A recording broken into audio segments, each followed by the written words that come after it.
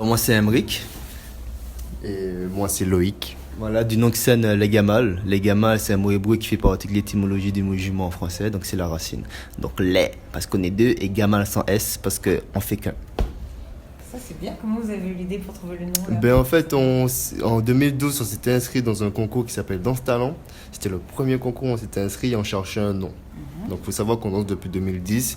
On a commencé les scènes depuis 2011, mais on avait toujours des noms aléatoires, des noms des gens qui nous proposaient de danser. Par exemple, on avait eu Pacto le Moment, c'était le nom de famille d'un gars qui nous avait proposé. Donc, on ne savait pas comment s'appeler. Et en 2012, on a cherché, et on a trouvé la racine, les Gamal. Non, c'était Gamal, et on a choisi Gamal. Voilà. Qui est la racine des jumeaux. D'accord. Ça sonnait bien, on s'est dit pourquoi pas, et c'est resté ancré.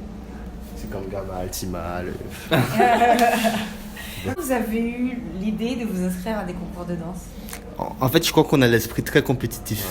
On est des compétiteurs, on aime exceller, et je crois qu'il y a ce côté où on a toujours, en fait, à chaque fois qu'on faisait quelque chose, on voulait toujours être les meilleurs. Par exemple, mon père voulait nous inscrire au club de football.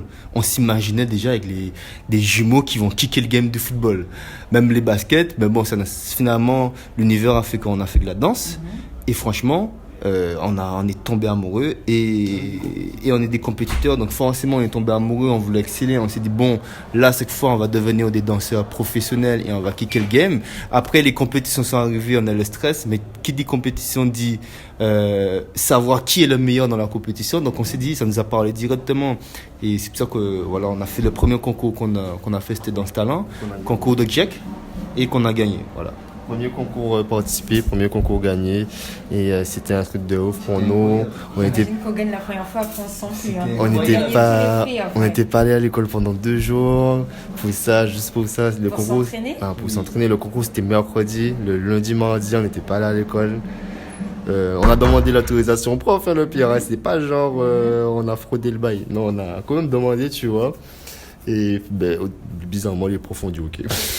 Quand vous avez gagné, Parce qu'en fait, il faut savoir qu'à l'école, on donnait des cours au lycée, à notre lycée. À notre lycée, on donnait des cours aux élèves qui étaient là, donc à nos camarades de classe ou même à nos camarades du lycée. Et on donnait des cours et puis ils voyaient déjà qu'on était passionnés. Mais c'était notre premier concours et voilà. Il faut dire aussi que notre mamie nous a toujours dit, les gars, peu importe ce que vous faites dans votre vie, soyez les meilleurs. Peu importe si vous êtes éboueur, carreleur, soyez les meilleurs éboueurs, le meilleur carreleur. Et ça nous a beaucoup parlé, ça. Voilà. comment ça s'est passé quand vous avez commencé à faire des concours au niveau international? Niveau international, tu t'y reviens pas trop. En fait, je me souviens très bien, le premier concours qu'on a fait, c'était à Nantes. Alors, c'était pas le premier concours, mais le premier concours quand on sort de la Guadeloupe. Voilà. De la Guadeloupe, c'était le concours national, c'était à Nantes. Et on a stressé toute notre vie. On s'est dit, mais Avant ça, il faut savoir que. Alors, on a gagné le concours Danse Talent 2012. En 2013, on avait gagné le concours régional et le concours intercarib. Et c'est grâce à ça qu'on a été qualifiés pour faire le concours national qui était en France, à Nantes. Tu peux continuer. Et ça, je me souviens très bien que c'était incroyable. C'était vraiment incroyable. On s'est dit, putain, on voit que des grands danseurs. On s'est dit je me souviens tous les faits qu'on avait du genre, putain, mais c'est un film, tu vois, c'est un film. C'était là en mode, il y avait des danseurs dehors, personne ne se connaissait. J'avais l'impression que tout le monde était fort. On a dit, waouh. Et finalement, on a eu le premier prix avec félicitations. Après le concours qu'on a fait international, c'était le World of Dance. Oui, il y a eu l'européen, mais bon, il y avait, c'était toujours. C'était le premier concours où les speakers parlaient en anglais, frère. On était là, waouh, frère. ils parlaient déjà en anglais. Ben oui, frère. C'était le concours européen pour aller en anglais, ça c'était en 2014.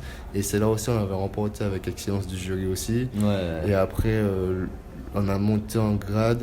Après, on a gagné Plein de beaucoup de concours en France. France. Beaucoup de concours en Et France. on a gagné on a eu un prix pour le World of Dance France qui nous a permis d'aller aux États-Unis, représenter la France aux États-Unis, donc à Los Angeles. Donc là, c'était vraiment énorme. Là, c'était énorme. Là, tu te déplaces, tu te dis Guadeloupe, France, Los Angeles, l'opéra était grand comme ça. Tu vois des groupes s'entraîner de partout, ils sont carrés, ils font World of Dance, Et vous arrivez, vous leur mettez une branlée. World of Dance, ça fort. World of Dance, en fait, World of Dance, c'est le WOD. Pour ceux qui ne savent pas, le World of Dance, ils ont des qualifications partout dans le monde. En France, en Chine, au Japon. 2 fois en Chine, parce que la Chine est assez grande. Japon, Mexique, Donc tous les gagnants de ces pays chaque se pays. retrouvent à Los Angeles. Donc on se retrouve. C'est tous les trois premiers. Donc c'est déjà on est nombreux qui se retrouvent là-bas. Et à Los Angeles, on était qu'avec les winners en fait. À Los Angeles, on était qu'avec des winners. Il y avait des Japonais, ils étaient chauds, ils étaient tous chauds.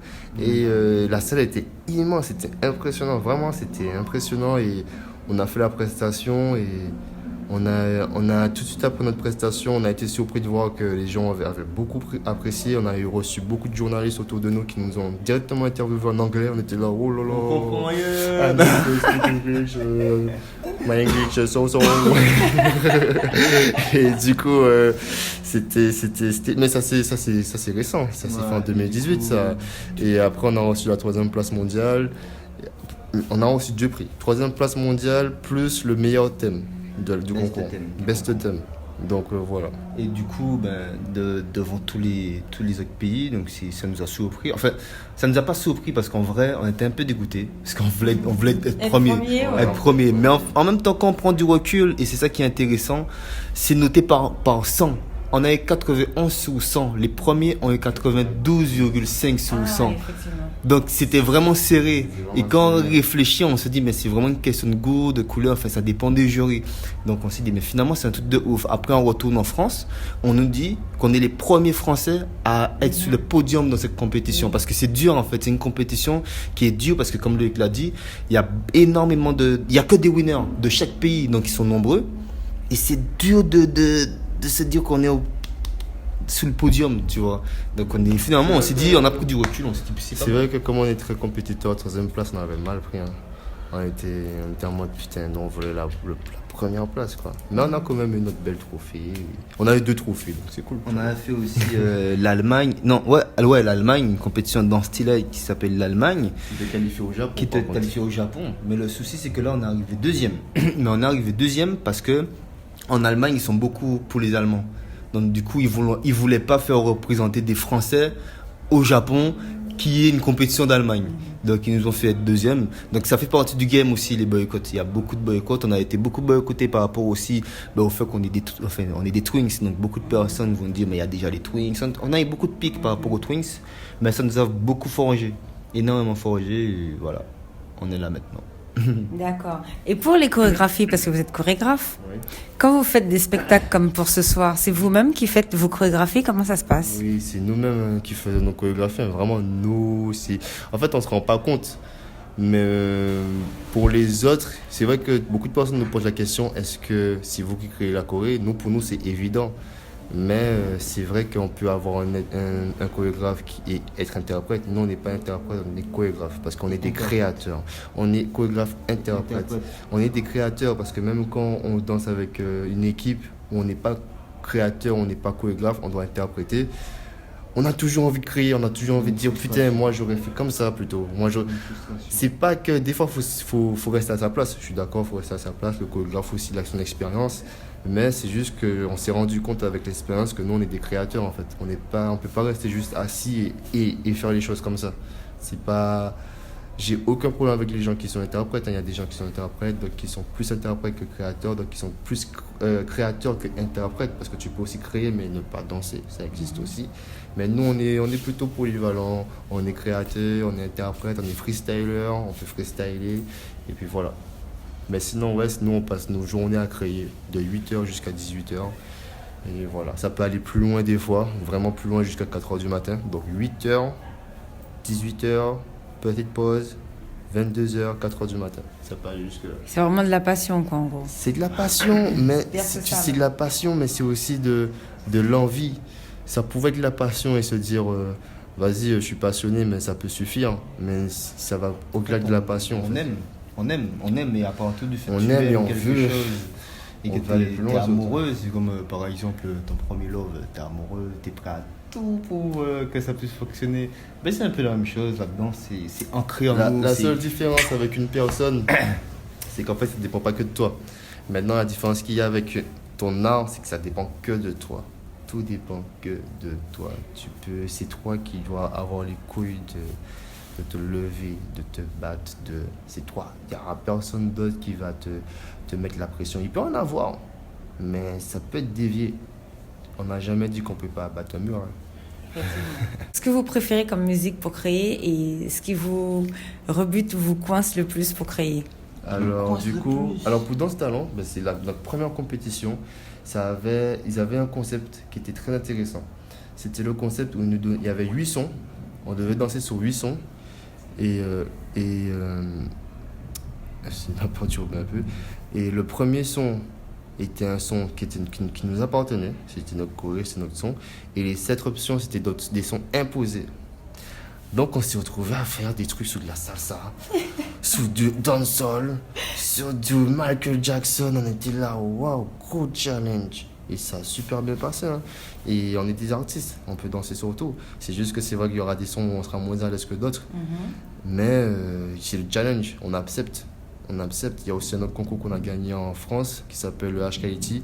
C'est à peu près le même concept. Il t'impose des sons. Et ça reste toujours dans le hip-hop par contre, mais c'est des sons assez compliqués des fois où tu ne trouves pas l'inspi direct. Donc on t'impose cette inspiration. Donc, mais des fois, ça nous est déjà arrivé d'avoir plus d'inspi sur des sons qu'on n'aimait pas que sur des sons qu'on aimait. Donc sinon, quand ça dépend de nous, on choisit nos sons. Et en général, on a souvent des retours des autres qui disaient mais où vous trouvez vos sons? C'est trop lourd vos sons. On a des sons assez atypiques. En fait, je pense que tu as vu notre prestation. Il y a beaucoup d'émotions. Mais il y a beaucoup d'émotions, c'est aussi par rapport à nous, mais c'est aussi par rapport aux sons. Et les sons, en fait, on aime bien les sons qui racontent déjà des histoires, des musiques où il n'y a pas forcément de voix, mais que tu sens il y a un truc qui t'entraîne, tu vois. C'est bien passer l'émission. Ouais. C'est au plus profond et à partir du moment que le son nous emporte, on est très dans les sons mélancoliques. C'est comme ça qu'on dit, je pense. Mélancolique. Donc on est très dans les sons comme ça en fait et vraiment des sons qui nous emportent où tu te sens sur un nuage et que le nuage il t'emporte, tu vois. Et les inspirations elles viennent, on se dit waouh frérot. Après, on a grandi sur du jazz, nous. Mon père écoutait tout le temps du jazz, on a grandi sur la musique jazz, donc nous, musicalement, on est très sensibles. Musicalement, laisse tomber, c'est trop chaud. Tu nous donnes une musique, on écoute juste, moi je peux partir loin. Enfin, on peut partir loin tous les deux. Ils sont là, quand ça vient dans mes oreilles, ça traverse tout le corps comme ça. C'est dangereux, c'est dangereux. C'est chaud, c'est chaud. Voilà. Bon, vous ne voyez pas, mais si vous ne voyez pas, mais si vous voyez les attitudes qu'on a là, c'est chaud.